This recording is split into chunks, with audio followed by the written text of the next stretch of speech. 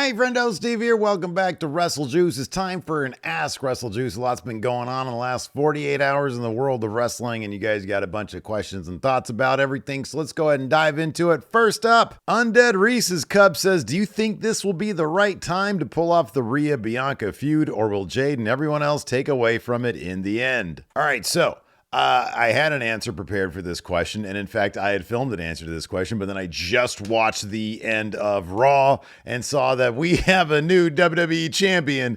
It ain't Rhea Ripley, it is IYO SKY. She won the main event after Rhea Ripley got so obsessed with Bianca Belair ringside that she took forever to try to hit a second rope riptide, and IYO SKY was able to get a Rana out of that and then hit the moonsault, and she won. That crowd was shooketh, I tell you what, and so was I. I love IYO SKY, so I'm super hyped about this, but it seems kind of obvious that they're going to be taking this to a triple threat match at WrestleMania. You got to figure Rhea Ripley's going to do, who, by the way, they've really been doing a whole lot of nothing with Rhea Ripley lately, and it's kind of a bummer, but this should kick things off in a pretty major way. I have no doubt that she is going to force the issue somehow, some way, to have maybe Bianca Belair put up her spot, and then they wonk that finish, and they both move on to WrestleMania against IYO. Or, I don't know, maybe Rhea Ripley will invoke a rematch clause to get into the WrestleMania triple threat for the women's world title, something along those lines. In any event, the more overbooking, the better as far as I'm concerned. Why? Because it shows that they are going to put some creative effort into this. And that's what I want to see across the board, especially in the women's division, because there hasn't been a whole lot of creative energy there. I would imagine that this sort of gets around the whole who's going to win Rhea or Bianca thing. It seems to me that Bianca's got this WrestleMania streak going. And so for Bianca to win by pinning the champion IYO, thereby keeping her streak alive, that's probably what they're going to do. But then on top of that, you still have Naomi and Jade out there doing their thing. They could get involved in this somehow. There are still other things that can happen. So it'll be interesting to see how they approach things from here. But right now, we've got ourselves a brand new WWE Women's World Champion in IYO SKY. That's pretty wild. I did not expect to see that at the end of Raw. Hey, be sure to check out Larson and me tomorrow on the Going in Raw podcast over at youtube.com/Steven Larson. We have the complete Raw breakdown. It's going to be a podcast length review. As always, go check out that channel. But let's go ahead and dive into the next question here. By the way, all the rest of this episode was filmed earlier, like kind of during and before Raw. So if I mention stuff that seems dated because of Raw, that's going to be why. From Canaldo Bruno, Canaldo says, who should win at WrestleMania, Cody or Cena? For me, Cena. That's Canaldo saying for me, Cena, not me saying Cena, but I'm going to say it's Cena as well. I think that there's what I think should happen, and that's I think John Cena should win the championship. There's the thing that I think it'll happen, and that's Cody. I think that they're just trying to stack the deck against Cody in the biggest way possible, just like last year when it was Rock Roman, and obviously there was sort of a pivot situation there, but in the end, we got basically Rock and Roman against Cody Rhodes. Of course, night one was literally that match with Seth Rollins on Cody's side, but, you know, night two, they had that big overbooked finish, and that's basically to show, oh, all this adversity is being thrown at Cody Rhodes. And so I feel like this year they needed to try and top that. And what they did was turn John Cena bad guy, align with The Rock, and now Cody's going to have to overcome those odds, as opposed to what I think would be a much more interesting story. And that's John Cena winning his 17th at WrestleMania and then eventually doing like a face turn. Although maybe, just maybe, because I do firmly believe that Cena will win that 17th one, maybe his loss at WrestleMania will be the thing that will start to lead him to doubt that he should have made that decision in the first place, and will eventually get, because I think he's going to do some messed up stuff between now and WrestleMania, and so he's going to have to contend with that, and he's going to ask himself, was it worth it? And so his 17th won't have that asterisk of, it'll be like a clean 17. It'll be a 17 that's inspirational, that people want to cheer, as opposed to a 17th title that people are going to be like, oh man, you had to, do nefarious things in order to break that record. So I kind of feel like we're going to get a John Cena redemption story of his own, or he'll get 17 and then he'll want to redeem himself. So when he loses it, he wants to get 18, but an 18 clean one. Maybe something that seems a little convoluted. I don't know about that. In any event, we're going to get a bunch of John Cena because he's been advertised for I think 3 Raws between now and Mania at least. I think the 14th, the 21st, and the whatever is 7 days after that, 28th maybe. I think something like that of March. So we're going to get plenty of John Cena. But for me, I think John Cena winning as the bad guy and Cody then having to chase him, I think that's probably the way you do it. I think that there's a lot of matchups there for John Cena as bad guy champion that I think would be very interesting and more interesting if he's the champion. Obviously, CM Punk is first and foremost. Seth Rollins. I think there's a number of sort of big matches you can do with Evil Cena as champion. And it wouldn't shock me if maybe right now they got Cody penciled in to win, but if people really, really start biting on this heel John Cena thing, and if Cena knocks it out of the park and it's super entertaining, and from a business standpoint, they feel like Cena can carry the company as a bad guy for 8 months or whatever, or 4 months even, then maybe they'll pivot and roll with that. Maybe they'll make that decision kind of not last minute, but wait a little while and see how it plays out. I wonder if that finish is absolutely decided on, or if they can go a different way. I imagine a lot of it has to do with John Cena's schedule. Diehard Homer says, does Cody need to be the guy to beat Evil Cena? He already has the distinction of beating Roman. If not Cody, who? Cody.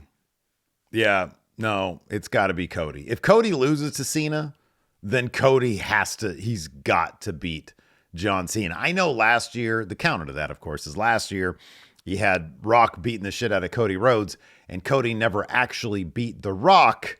But this is a little bit on the different side because Rock didn't face Cody in the main event of night 2 of WrestleMania for the title. And he beat Cody Rhodes, night 1. But Roman was his proxy night 2. Cena will be his proxy here. So, yeah, I think Cody needs to beat, after what happened, Cody has to beat John Cena at some point. Maybe not WrestleMania, but at some point, I think Cody's got to beat John Cena. Sam Petrosky says, is Elimination Chamber officially bigger than the Royal Rumble? With the winners getting title shots in the bigger matches with Cena, Cody, and Rhea Bianca being set up there, made it feel like a much more important show. It remains to be seen how they're going to approach Elimination Chamber from here on out. Obviously, Rhea Bianca, in my mind, and I think most people's minds, is a bigger match than Charlotte versus Tiffany. And obviously, Cody waiting for the Elimination Chamber winner to decide who's going to main event with him night 2 is a bigger situation than Jay winning and choosing Gunther, where they will probably end up in the mid-card somewhere. Yeah, I mean, this year, Chamber was kind of a bigger deal.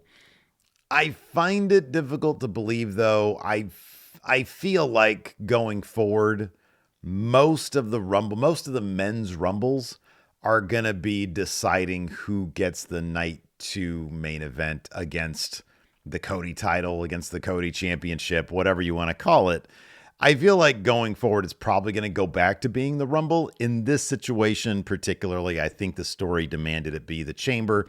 Cena loses at the Rumble, wins at the Chamber, has the big heel turn. From a story perspective, it just made sense. But they have the Chamber in their back pocket if they want to utilize that as a big story angle for the night 2 main event.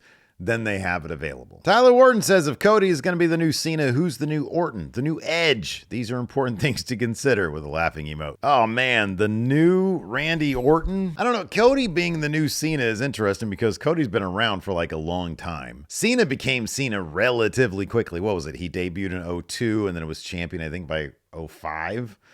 So, you know, Cody had washed out by, I don't know, God, yeah, dude's been around forever. So I don't know if there's like, I guess Seth could be considered the new Edge. Maybe Seth has Edge feel to him. I feel like he reinvented himself a bunch of times. I think they had an entire feud where they were talking about how they were like each other. And then the new Orton.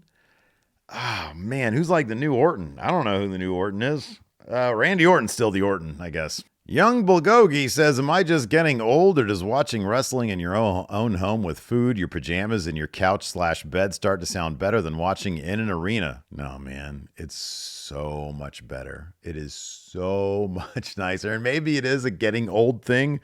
We used to want to be there for the big moments and everything. And they're still fun. I'm going to be at Dynamite this Wednesday with Larson hanging out after the show. We're going to go to I posted up on the community thread here. We're going to be outside the front of the Memorial Auditorium. When you're leaving, it's going to be to your left near the flagpole, I think, for a friendo meetup. I still enjoy going to wrestling shows. I really don't have, I love independent wrestling shows. The smaller, the better. And then like now that AEW is running smaller venues, I'm really looking forward to the Memorial. I don't know if we would have gone if it was at Golden One Center. It's just too big. It's unruly. It's not really that great of a time, but you get into a smaller venue, that shit is a lot of fun. But barring that, man, yeah, I don't need 70,000 people coughing on me, man. Let me get in my bed, get a Winco pizza and a couple of Diet Pepsis, and then later on some more. I'm such a fat piece of shit. Yes, that's how you're supposed to watch wrestling. Patrick Wolf says, I love your impressions. What's your favorite to do? All right, my favorite impersonation to do, it's probably Stone Cold Steve Austin. But I got the Jim Ross one. The Jim Ross one is a lot of fun because he's like that version of the impersonation is really inappropriate, and that's a lot of fun. Undertaker is one of my favorites to do, but probably Jim Ross. Yeah. Gabriel Riberio says, what's your biggest crime in wrestling? Says, mine is Asuka being one of the most talented people on WWE's roster, and she's still winless at WrestleMania. The Asuka one is interesting because Asuka has had, by any definition, an S-tier career in WWE. She has won everything. She has done everything. Yes, she's not won at WrestleMania. I get that. But still, she feels like she has not been given enough because she is that awesome. I think a lot of us Asuka fans feel that way. Here's a big crime for me. Finn Balor never getting a proper world title run. He needs it. Justice for Finn Balor, man. Kenny Johnson says, with the decade somehow halfway over, plus a few months, what are your big predictions over the next 5 years? Personally, I'd love to see someone from NXT win the Royal Rumble or Money in the Bank. Ah, man, for the next 5 years? One of my biggest predictions for the next 5 years. I think, maybe I'd like to think this, I think that AEW is going to go through a creative turnaround where they're firing on all cylinders and they're kind of the cool place to be again. That's my prediction. Because wrestling is cyclical. If WCW survived 1993 WCW, and WWF survived 1995 WWF, I'm pretty sure AEW, with their giant television deal, and who knows what kind of numbers they do on Max, although the reporting is Max really likes the numbers that AEW does there. I feel like AEW is sort of due over the next couple of years for a big creative turnaround where it feels like the it place to be. WCW did it for 83 weeks. I'd like to see AEW accomplish that goal and reestablish themselves as kind of a cool place to be. And then they can give that title back up to WWE, and it goes on and on and on in perpetuity. Jacob Wall 2 says, predict how many more actual matches John Cena will have for the rest of the year, as well as the opponents. That sounds like it might be in a standalone video. I might do that. I'm terrible at predicting, and you guys always give me so much shit for my predictions. But I should probably do that video anyways. Jordan Rosario says, are you excited for WWE 2K25? Oh, excited's not really the word. No. But I'm going to get it. And I think I'm trying to finagle Larson into doing some My GM stuff. And then maybe I'll stream some. And then after like week 3, it'll just sort of peter out. I won't give a shit about it anymore. That's always what happens with the WWE 2K stuff. It's good for the first like 3 weeks or so, and then it's like, who gives a fuck anymore? Jasper Jr. 94 says, lemon muffins or blueberry? So down at Winco, they got lemon blueberry muffins. Like it's like lemon cake, but they got blueberries in them. They're fucking amazing. AJ Otani says, do you have any old tattoo ideas you're glad you didn't get? No, but there was once a tattoo that I was going to get of a drawing I had done. It was just a drawing I was very happy of. It was just like a dude. But I was very happy with how this drawing came out, and I lost the drawing. I had no idea where it went to, and I didn't want to redraw it because it was one of those things where it was like, you draw something. If you're an artist, you know, sometimes you just draw something. You're like, oh my God, how did I do that? And then you can't recapture it. Yeah, and then I lost the thing. More than anything, I regret the tattoos I didn't get because like back in my 20s, I wanted to get like a full sleeve, but now I'm in my mid 40s. Kind of feels a bit midlife crisis if I did that, but I still might because who cares? Bloodborne Survivor says, not wrestling related, but how would you rank the big four of grunge from worst to best? All right, so we're talking about Pearl Jam, Nirvana, Soundgarden, Alice in Chains. I'm assuming that's considered the big four of grunge. Number one has got to be Nirvana. The legacy alone warrants it being number one, not to mention pound for pound, the output is heads and tails above at least two of them. Soundgarden's my number two. Even their last album, where they all got back and they were older, and so like the first song was kind of cheesy, but the rest of it was actually pretty damn good. And I always had a real soft spot for Soundgarden. They're probably like they're probably the band I listen to the most. So my number one would be Nirvana. My number two would be Soundgarden. My number three would be Alice in Chains. And here's the crazy thing. I was the biggest Pearl Jam fan back when I was a teenager. But at this point, man, the only thing I can really listen to is anything they recorded before like 1992 or 1993. Because their second album, while it was like good, it wasn't anywhere close in retrospect to what their first album was. And really nothing else was either. There were good songs along the way. But 10 is still an iconic album, and that's kind of it. Then they got like a bunch of singles they had done around that time in the early years that were all really, really good, like Yellow Ledbetter, et cetera, et cetera. I was a huge Pearl Jam fan. But these days, I don't like them better than Alice in Chains, and then next is Soundgarden, and then next is Nirvana. So it goes from worst to best, Pearl Jam, Alice in Chains, Soundgarden, Nirvana. That's in my mind, that's definitive. Evil Hawk 55 says, how much is WWE paying you? Brother, I wish they would. I would take that money in a heartbeat. I would take that WWE paycheck in a heartbeat. Are you kidding me? That'd be awesome. But nah, man, they're not paying me. I wish they were. Anyways, that's going to do it for Ask WrestleJuice. Thanks, everybody, for your wonderful questions. I appreciate it. Hit that subscribe button. Hit that like button. Give me some video ideas in the comments because, I don't know, I'm trying to figure out some video ideas. I'll do that John Cena one. The rest of the John Cena matches will be 27. What is it? He's done, what, 2 or 3 already? Or 2 matches? The Rumble and then this, the Elimination Chamber? He's got 27 more appearances, 3 of which are happening on Raw pretty shortly. So what are the next 24 appearances going to be?